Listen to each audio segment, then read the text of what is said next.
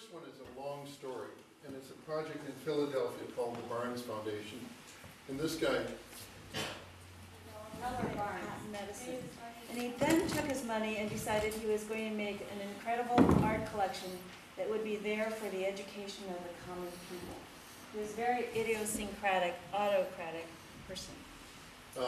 his collection amounts to, you can read in yellow here, his letters to various people. Billy, would you read this for us? Well, I'm not, basically he's saying that he'd like to get rid of all intellectuals. And eunuchs, morons, boobs, professional exploiters, and general counterfeits. By having them fall into an underground dungeon before he gets to the, before they get to the foundation. And he's actually writing it to Paul Cray, who is the architect, who actually didn't follow through on the underground dungeon. But at any rate, he amassed this collection, and the collection is in the suburbs of Philadelphia, in a building here, and actually in a wonderful landscape, actually an arboretum. There was a house in this location in Marion, Pennsylvania, that he tore down and built this, largely the white element being the collection, and then the outbuildings being his house. And after his death in a automobile accident in 1951, the will said that the work would never move from the walls, never travel anywhere, and would always be displayed as it is. But he's a very complex guy. He actually gave the entire control of this collection over to an African-American university, which was impoverished and actually knew very little about art. So in a way, the stewardship of this collection from 1952 to the present has been an uncertain ground. By sitting in the suburbs in this neoclassical building, a home, the neighbors basically saw this as their private collection, and the hours for the visits to the collection were very, very limited. At any rate, by the year 2000, they were losing $500,000 a year because the cost, they couldn't de-access anything, they couldn't make enough money to make the project go. The neighbors wouldn't allow vehicles or visitors, and so it was really, they were in a kind of conundrum, and so they began to look at the will, which said that things could never move unless, in the most dire circumstances, they had to move. And so there was a small clause in the will that allowed it to be changed, and the moment that occurred, the idea was another element of the will, which is that it was given over to all people came in place, and the city of Philadelphia gave this collection a new space on the mall in central Philadelphia, essentially allowing the collection to be moved from the building it's in to the mall, and to be then something that all people could see. These are the plans of Paul Cray's building. And as you saw from the images, it's a very sort of stripped down neoclassical building. And the galleries are really symmetrical spaces around the center opening. Center entry gallery 1, 2, 3, 4, 5, 6, 7, 22 galleries, over 1,000 works of art, 153 Renoirs, 47 Picassos, more Cézannes than are in Paris altogether. And this is the main room, and this is where Matisse, in, I guess it was 1930, did his first large physically installed mural, this of La Danse at the top of the main gallery space, and the disposition of paintings that Barnes had. Barnes actually wanted, I think he was a person who couldn't really see, and so he devised a method for seeing, which is to say that it's actually all about form and line and color and balance. And so any person without any education could come and appreciate artwork, and so he believed that he could educate the lowest possible character, the worker, equally to the most sophisticated. And so you can see the rooms are hung in a bilateral symmetrical pattern. He wants them to be ensembles. He took hardware that he collected and makes sure that the hardware is balanced with the paintings, that the paintings actually literally turn corners to address one another. The density is absolutely overwhelming. Not all of them are great. In fact, many would say that many of the paintings are not good paintings, but all in all, it's an astonishing collection. Our assignment was then to, by the judge, said that we could move this collection provided that every single work remained in relationship to every other work. So in order to compete for this, we literally had to replicate the gallery spaces, including the hardware. So it's a very, very difficult problem because essentially you're trying to understand how you can replicate these spaces and not end up with a kind of pastiche. But I think there's also a social element to this project as well because, as Todd said, it became over time a very, very difficult place to get into. They do close for quite a few hours because they have private classes. The classes were primarily attended by people who lived in the Lower Merion area and therefore were wealthy and white. And the rest of Philadelphia found it very, very difficult to get there. And so this wear is red fonts. yes. Yeah. It's a requirement. Yeah. At any rate, the very moving of this collection from upper left-hand corner of the aerial photograph of Philadelphia down to the mall here caused tremendous division, and particularly people who lived in and around the neighborhood now who didn't want buses into the Lower Merion actually began to fight that it's moving because in fact they used it as their own private museum. But it's a very emotionally fraught project for people because they have a very strong attachment to the sense of personality and idiosyncrasy that the Barnes collection represented. And so it's been Well, when we took on the assignment, a complicated situation. actually one of the models you can see are the Dulwich picture galleries.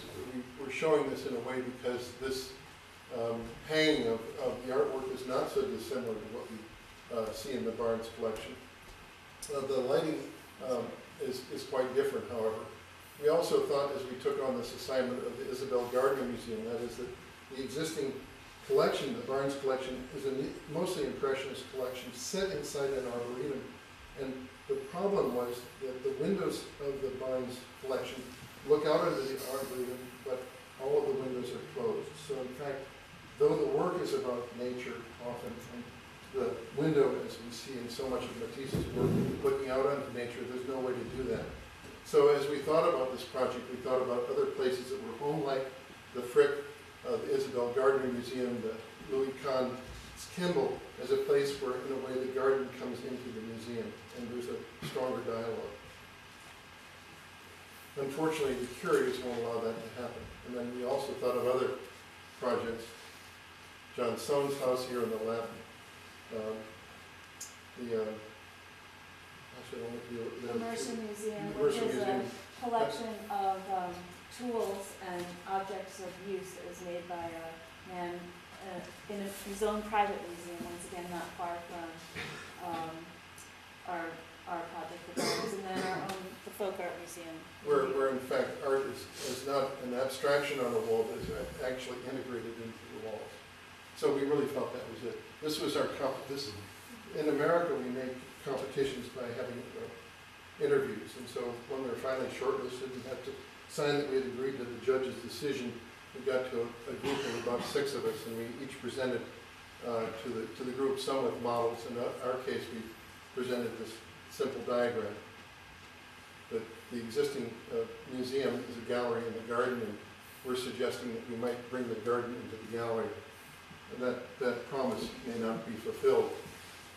We also we talked about Philadelphia is famous for its a sandwich. It's called a hoagie, which is a kind of submarine sandwich. Maybe you don't call them submarine sandwiches here, but in any case, we wanted to talk about education and how education was an important part of the sort of solid block that we saw as the Cray building hoagie. And so we thought you could maybe separate the building and insert education, or you could pull apart the hoagie, cut it into slices, and insert this idea of a garden. Well, the garden and education we thought were important, and so this was the concept model we gave them, which was that the wooden block when we took out the green portions and the light portions, it collapsed down into the existing Paul Cray building, and then you can see there's a whole bunch of other programs to the north. So this is a kind of concept model that we brought into our interview. But what we found out as we looked at the plans is that we could keep the roads in sequence if we used this bearing wall and opened up the space between this set of galleries and this one. And that became basically a place to study, and this became a garden. And in fact, we've been able to do that with our building. So the judge now believes that it all works and they are all in sequence, but we've added a little bit of light and life into the building. The existing collection in Marion was set up in a slight rise, and it looked out to the south. The big windows looked out to the south, and in our new location in Philadelphia, we have basically the same orientation. And through a very subtle change in land, we've created a ha-ha that separates the cars which are in downtown Philadelphia from the view out to the south. So the top one is the condition in Marion, and the bottom one is basically our idea in Philadelphia. Now, I'm sorry for so many of these sort of formal images, because we present it so often to the public in Philadelphia that we've had to formalize and render all of these things ad nauseam. The basic idea, though, is that you're taking the galleries, these are the Marion galleries, and we're setting them inside a garden inside the center of Philadelphia. And we're trying to delay the sort of movement into the galleries, this south-facing, by essentially moving through the garden in a series of events, through a center pavilion and to a light court, and then into the galleries. This is the garden inside the galleries. So in a certain way, like in the Dulwich Picture Galleries, for those of you who've been there, you really walk through a garden, which is what was also true in the Barnes collection. So we're bringing people through, either through the, from the street, from the parkway, or from the drop-off, through a garden. And the whole idea is, as you walk through the garden, your sense of a kind of internal quiet becomes more and more strong, so that when you walk into the collection, you will have left Philadelphia behind because you walked through the garden. There's a slight fall from the northwest corner over there to the southeast corner of about 11 feet, and we're trying to take care of that. Barnes was one of the earliest collectors of African material, and interestingly enough, so Matisse also collected African fabrics, and we decided that our facade might take a clue from the tapestry of fabric. So while we're trying to both keep some of the neoclassical ingredients of the facade and the stone, the sort of dignity and permanence of buildings that are on the parkway, the really significant monuments in the parkway, we also wanted to organize the facade in a kind of tapestry pattern. Here we are actually testing out different colors of stone. And ultimately, these are early mock-ups, and ultimately selected this stone down here, which weirdly is from this Jerusalem limestone. Strangely enough, Barnes also was anti-Semitic, so it's kind of weird that we would go to the Nega desert to find the stone. But we wanted something that was both warm and cool, and was very textural and could read from a distance, and it could also be at a very great distance, white or warm, and then as you move closer, you began to see its character. So we went to visit the quarries, which are, as you can see, not kind of traditional Italian quarry, but really they're taking it from the surface of the desert. But actually, it's interesting because we've got so much bullshit when we talk about it, and we always find this, that we always find, just like a farmer, if you want to have the best vegetables, you go to the farmer and ask him where he grows them and where they are. And we really found that whatever anyone tells you about stone, it's almost always nonsense until you go to the quarry itself. So we always do that. So we're looking here at various finishes of the same stone which will be used in the project. These are, we can move along. This is still an early mock-up of the kind of tapestry of a rain screen system with a stainless steel backup. This will reduce itself. And then stone bars that are applied, these become much larger. And then in a way, bronze fins that may be added to the system. But it's a kind of weird compression of everything into one little block, so it's going to be much more quiet than that. But we're trying to look at all the different conditions of the stone and the various materials. So actually, because the existing galleries, and we didn't show you this facade, have windows precisely in this location, our building that faces the parkway actually is symmetrical, because that's the disposition of all the windows in every one of the galleries. And so we have a symmetrical facade on the parkway. In fact, if we look around, this is a block, it's symmetrical on the opposite side. Windows only exist where windows exist on the present galleries. The gap here is the garden. The other gap, a light court here, is a light court for study areas and reading. The building behind are the services, the conservation labs, and offices, a changing exhibition gallery that is a way, the service to this building of the galleries. And then above all of this is a very, very large cantilevered light box that allows the natural light to come into both sides of the building. So this, in a way, is a freestanding building, and this is a freestanding building, and they're actually not connected except below ground.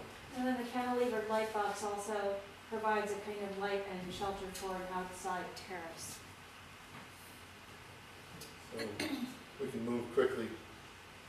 The idea of a plaza, actually Paul Cray helped design this parkway, and was very much interested in Beaux-Arts landscaping. So this, working with Laurie Olin, we've got a light tray, a gravel surface, water tray, a gravel surface kind of public plaza that's given over to the city. This is not part of the museum, but it's really part of the setting of the museum. A place to drop off people. We wanted to make sure that you had to walk through the landscape, as you can see up there, in order to get into the building. You absolutely had to engage the landscape. You couldn't come right up to the building. So this is the entrance facade. The opposite side, and this is the added portion, the L-shaped portion that serves that. And I told them that they couldn't have any windows in this. Actually, we added a few windows to it. They're now extremely grateful. It's a little like waterboarding. You know, if you can't breathe, that's the American, way of working. Which is that, you say no windows, then you give them a window, and they're very happy when they got it. Your head. Yeah, okay. So, Rephrase that about Okay. the waterboard. I'm sorry about that. Okay. Anyway, you can see it's the idea. Hold it back a bit. The idea, this is probably closer to the way you'll proceed, which is under a grove of trees, across an extremely shallow body of water, and walk into the body of the building before entering the building. And there are very few windows there. In fact, are windows that give very precise views of the landscape outside. So we've really framed the views. The building seems to be okay from the outside, but in fact it has particular windows. But we took it from the Bloedel Gardens in a project that's done years ago in the Pacific Northwest, where we essentially believe that we should enter through an emotional space, the space of the landscape. And so, I'm sorry, the previous rendering feels far too cold to me. And in fact, this also isn't quite right. But we're walking now into the building, and you're into the body of the building, and you turn right. But as you look forward, you look through the light box and into a garden in the distance, which is a little silly. This is complex here. This is the existing entrance of the Barnes Foundation. We were allowed to change anything that made the building accessible. And here the entrance was not accessible, so our building is fully accessible. One walks in on level. But also, Barnes, you can see embedded in the facade some African motifs that allowed it to both be neoclassical and cool, and a stripped down version, but also embedded art into the fabric of the building. So this is thinking about, this is actually looking at a particular weaving which is called a liar's cloth, and thinking about that, using that pattern or parts of that pattern as a kind of mosaic as you walk into the light court. So this is an image actually of the Petrie Court, which is part of the Metropolitan Museum of Art. And here you're in between two buildings, and then there's a very clear skylight. And you're actually looking at one building, and this is a sort of thinking about looking at the facade of the old Marion building, but it's a kind of, will be a stripped down version. So this is my sketch of that space. where we have a light box above us. You actually don't see the sky, you see light. We have the symmetrical facade of the Marian galleries on the left, and then we have the asymmetrical facade of the L-shaped building on the right. And you're in an indoor space that's also outdoors. This is a large vertical element that stabilizes a glass wall, and you walk behind this and go out to the garden. It's a more formal rendering.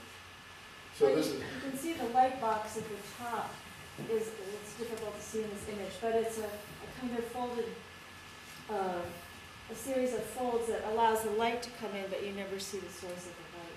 And then it flips in its orientation when it passes out to the outside space. so this, like the future court, is an indoor space. There will be furniture, I apologize, but it's a stone surface with a wood carpet in the center, which we see as maybe like this wonderful church in Santiago, Chile, which I hope is okay, but where the stone, where the wood is has a kind of, this is a poor rendering of the idea of feathering the wood into the stone. And then stepping out onto this terrace, which where we look further out to the Paul Cray building, which is the Rodin Museum, and the gateway that he built to the Rodin Museum. So Cray is very much present in the Philadelphia. So this has been going back to the idea of the garden and the classroom. And then we decided to bring the garden down to the lowest floor. And you'll actually, on the lowest floor, the low grade, be able to walk outside into that space. And then the classroom, this is just taken from another project that we did at Berkeley, but a kind of classroom that can also be a reading room. So here we are studying the existing That galleries will change. here with the curtains, which are always drawn, with windows where the shades are drawn, to our new proposal where we're using glass technology. We're very worried about this, to allow us to look out into the landscape. Drawings of, sorry, This is Paul Moran, our glass consultant, our lighting consultant, and we're also talking about how things can be too dark or too light, and looking at a very a glass that only lets in, I think, 10% of the light. We will have outdoor shades, hot sketch. Looking at various pieces of decoration, the existing decoration in the upper corner, and then thinking once again about a kind of cougar cloth and more kind of bringing that sense of wrapping a cloth into the molding. All but two of the galleries, these windows are always closed by shades, so it's in this gallery where we hope to be able to look out. And all but two galleries only have a single light bulb in the center of the space that illuminates them, so the spaces are very, very dark. There are two that are overly lit at the top, and they're the most wonderful spaces, and so we're trying, as we work with this, to bring natural light into every single space In the upper floor gallery. even if it's highly diminished light, bounced several times. Sorry. There's an amazing painting here, which is The Joy of Life.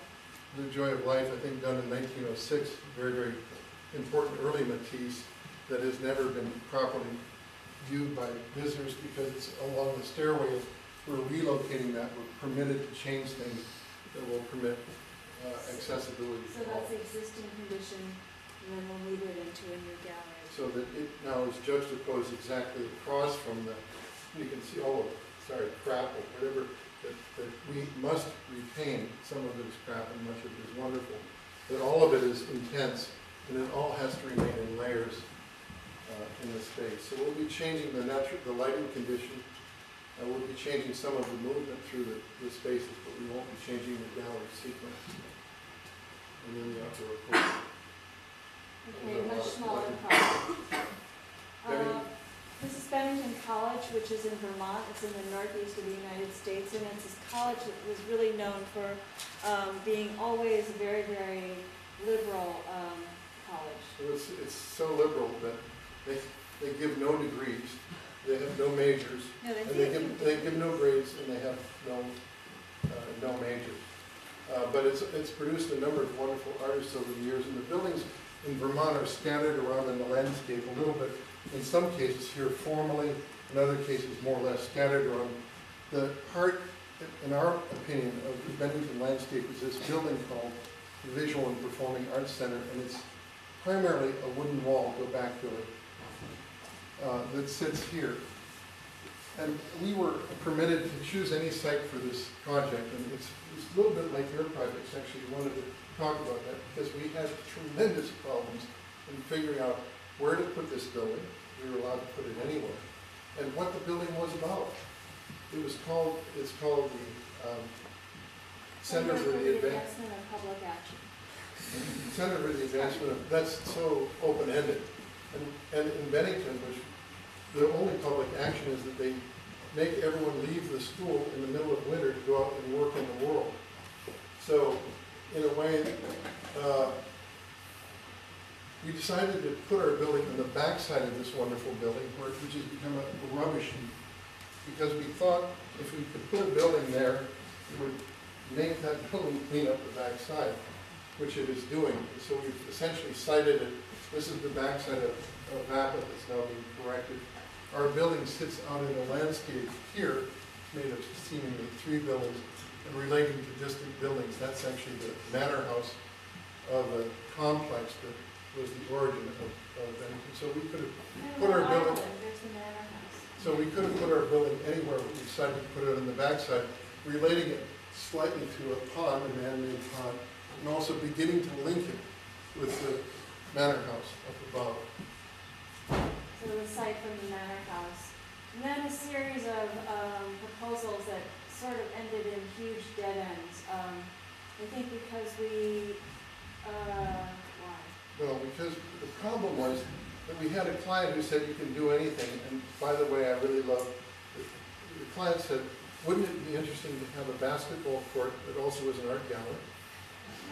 And so we did that for a while. And then we said, wouldn't it be interesting to have a swimming pool? So we had a swimming pool and a basketball court and all kinds of So stuff. this was supposed to be about public action, and in the end, we kept failing on the budget. We had terrible schemes, and in the end, we really realized that what Bennington needed was seminar spaces, and they needed a place to bring people to this distant part of the world, northern Vermont or southern Vermont, to stay and work with the students. So this is an early version of the scheme. It had 4 buildings, and we ended up with 3 buildings. But you can see the largest square building has a central courtyard, and around it are a series of classrooms, seminar rooms, and then a discussion room, which you can tell by sort of horseshoe shape. And then the horizontal bar at the top was really to provide a place for people who might come to be part of these discussions, to live and stay in. And then we had 2 sort of pavilions to the side. And ultimately, this is the plan we've ended up with, which is that in fact, these things are always different. This is truly a seminar room. This is a seminar workroom. This is an outdoor seminar room. This is an indoor seminar room. And we've decided to populate the landscape with these seminar rooms so that the students would be drawn over and the teachers drawn over. We can have a faculty lounge up there. And then we made the apartments such that you would have 5 completely different apartments that would be an attractor for people, let's say, like John and Sheila, to come in and want to stay there and actually live in these apartments, independent of the students, but to be able to be close by them. You have to play basketball. You do know we don't play basketball, unless you want to do it here in this space, which it's also, there's a strong environmental urge up there in Vermont. So actually, I should also say that the Barnes Foundation, it would be a LEED Platinum building. Not that we believe so much in LEED itself, but it has a strong environmental theme. This too does, and we will be using geothermal and air conditioning as little as possible. But I think what this building is trying to do by taking out the program and separating it into pieces is to also sort of create its own sense of a landscape and enclosure. And so some buildings, like the building that you live in and the seminar building, are so close together. At one point, they're only about 3 feet apart. And then there's a passageway through the building that leads a pathway up towards the manor house. So we're both trying to create our own precinct and then try to make connections to spaces beyond. So this is the composition, and that is, this is the outdoor seminar room, actually with a hand cranked opening to the sky, and then an actually outdoor seminar room into which all of basically the rain comes. We decided eventually there would be no stairs and no elevator. It would be 1-story buildings made of stone, stone cladding, and as we explored, here we are on the site trying to figure out where to put the buildings, and how high we are. It's truly up there. This is the building now under construction. It's a steel frame building that's going to be clad in stone. They're extremely low on the land. The landscape often is very, very snowy and It's white. very cold. So they wrap they put up the frame, they wrap all the buildings in plastic, and then they're working inside these plastics. So in exploring how to do the stonework, we ultimately did research the plans. We can move quickly through them. But there's both the anchoring space, this outdoor space where you're sheltered and you can sit under cover if it's raining and look out into the sunny space, or sit bathed in the sun and have an outdoor seminar here. Tom? Yes? Would you mind saying some more about the plan? Okay. Let's see. Oh, you come in here, and there's a. That's Alex. Yeah, they come in this way, and there are spaces that are ambiguous. This is a stone table that could have someone reading it if there was a large seminar. There can be a little small studio space here. This is a classroom space that can be organized into tables or frontally with chairs that would go back into this space. There are public toilets there. As you then turn to your right, you see a luminous space. It's etched glass, and you see light in this space, and you're attracted to it, and it gives light to the surrounding. But you can go into it, but not be seen by the people outside, and sit and be there. That's sort of Billie's cuddle space, or one of these huddle spaces. Then there are places where students can work on the internet, and in this location, the building will be open 24 hours a day. The students can come in through the back and actually lay out their ideas in this space. These are several offices for teachers who help the students. This is the back entrance. This is the faculty lounge. They don't have a faculty lounge there. And then these are other offices for the administration of this idea of a seminar space where 20 people can sit around a table, or there can be as many as 80 people in the room. So one's using this space all around the edge. Sometimes parties, sometimes we're kind of living, and there will be books that sort of line the space. What's that? Oh, that's the roof. That's just the roof. The inverted roof with the snow will all drop into the center. So we'll have a big pile of snow. That's the section through that.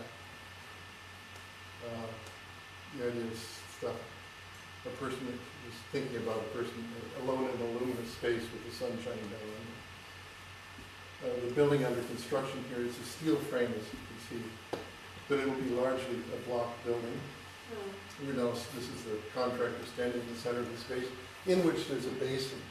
So there'll be a small fountain here, and as the snow drops into the space, it'll melt into this basin and dissipate into the ground, or it'll also be used as a fountain. These are the residences, which are, every one is both an individual room, or could be seen as an individual room, a joint living room, so this could be a family, I suppose. This too is, this one, for example, is a room, they stood names with these things, we call this the King of Siam. I don't know why they don't call it that. But the idea is that this is just a bed that separates the living area from the bathing area. Everyone has a study area, and this is a very small room, and that also could be joined with this to create another living unit. So it could be seen as 3 units or 5 units, depending on how you do it. Well, this is just a shot of standing inside the seminar room, and then you're actually looking outside. This is a big window at the corner of the living space. So you can see the idea is up that, in the plan how tight that we're that very is. tight in sort of turning my back on Billie. So I'm aware in the seminar room that I'm getting bounce light off this surface into the seminar space.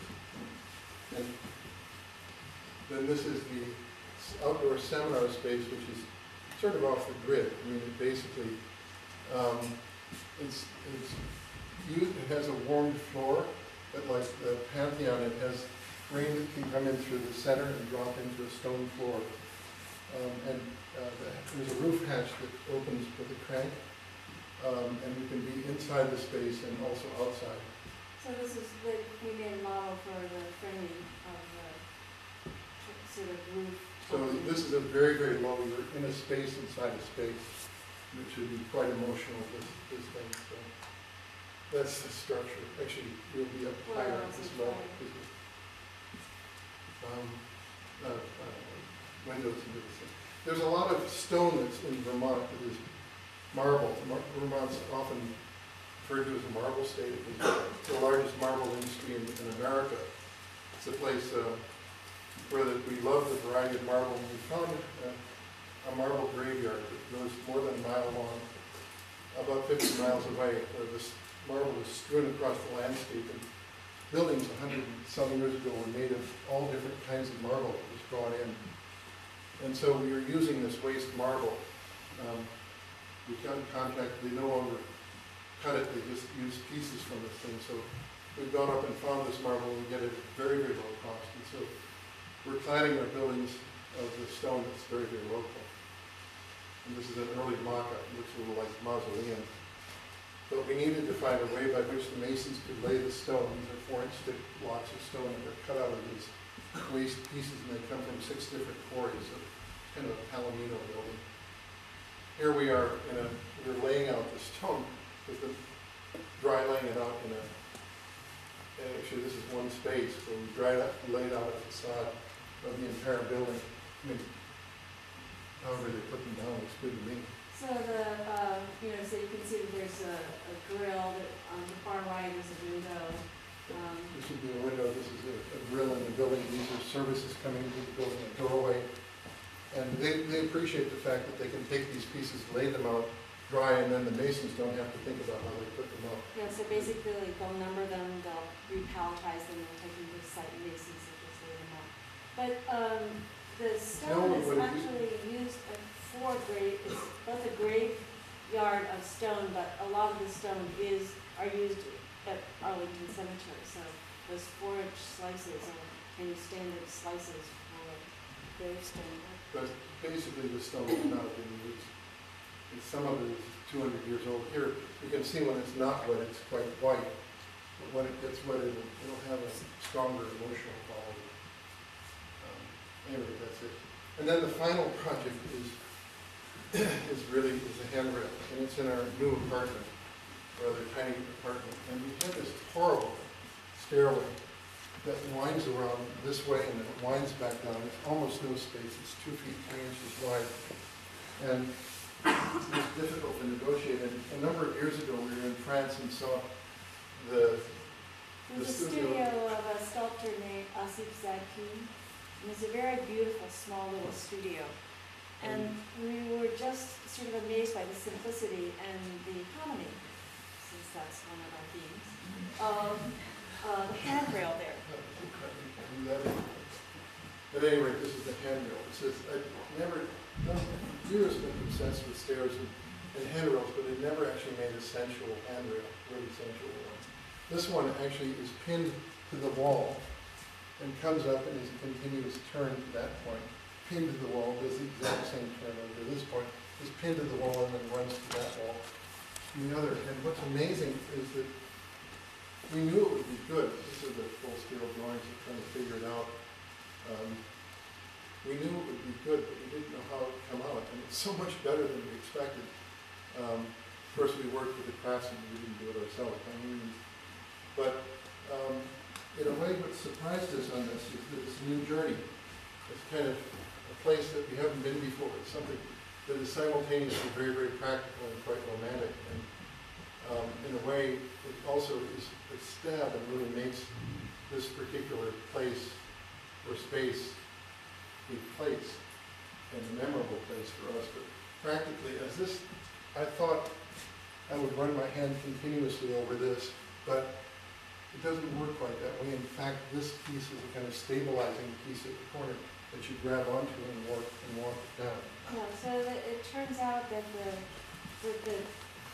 the turn which the blacksmith made was much tighter as a sort of corkscrew than Todd had imagined. So he thought you would be able to get your hand all the way down, but he turned it back on itself, so it's much tighter. You can't really slide your hand down, but you can grab it. And because it happens where the stair turns, it's just the place where you sort of want to grab hold of something so you can swing yourself Well, I guess in the end, this is the last image, but, I mean, it's really a long, oh, it's another one, really a long journey through big projects to this very, very tiny project, and saying that, I mean, what we're always trying to search for is a particularity of place. Even as we're solving the problem, we're trying to also take the program, which I think we floated around with sometimes, in the case of the barns, it was given to us in a very tough way, to one that was given to us in a very open way, and trying to, you know, make the program come alive in a practical way. Thank you. Thank you.